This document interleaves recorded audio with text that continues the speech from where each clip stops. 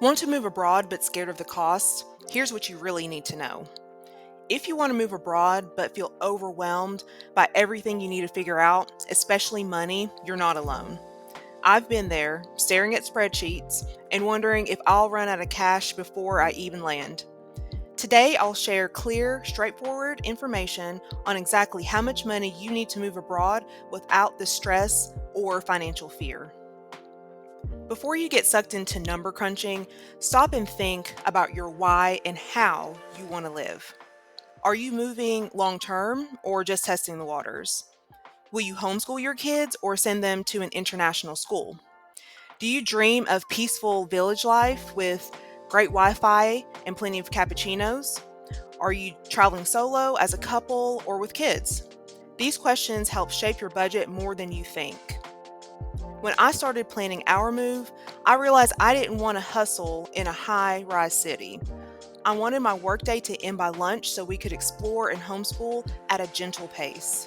That vision helped me understand that budgeting isn't just about finding the cheapest place to live, it's about creating a life that feels right. Cost of living really depends on where you decide to live. Countries like Panama or Mexico can be much more affordable, while places like Canada or parts of Western Europe tend to be pricier. So you might find yourself on the lower or higher end of these ranges I'm about to share.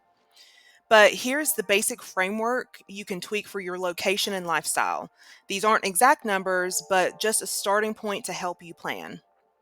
Housing, $400 to $2,000 a month. Groceries and household expenses, $250 to $800 a month.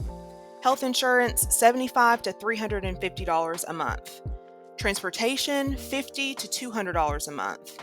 Internet and cell phone service, $30 to $80 a month. Visa and immigration fees, $300 to $2,000 or more, which you pay just one time. Schooling or homeschool supplies, free, up to $1,500 a month. Travel and fun and just money for a buffer, $200 to $600 a month. That brings your total to roughly $1,000 to $5,500 per month, plus a one-time cost of around $300 to $2,000 or more for your visa and immigration.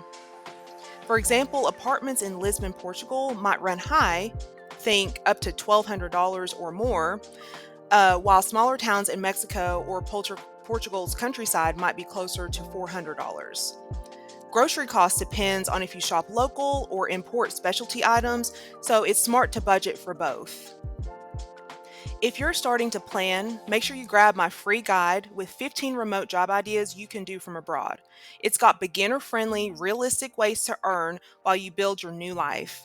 The link's in the description. So how much should you have saved before you move? Well, there's no magic number, but here's the general guide that I lean on. The bare minimum would be $3,000 to $5,000, which would include things like flights, rent, and just extra money for a cushion.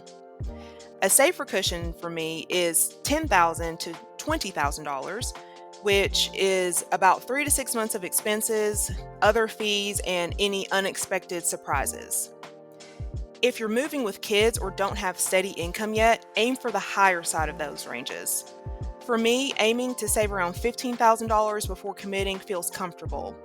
Having that breathing room would definitely help me sleep better in those early weeks abroad. Good news, you can move abroad without a huge savings account, but you do need a plan. That's where remote income comes in. I know women who have moved with less than $5,000 because they had steady client work or a blog bringing in cash. When I started exploring moving abroad, I realized that it's less about the money sitting in the bank and more about building consistent income that you can rely on. If this video is helping you, please subscribe and hit the notification bell. I share real tips for women like us leaving the US, homeschooling abroad, and building a peaceful remote income life. Before you dive into rental listings or visa options, zoom out for a minute.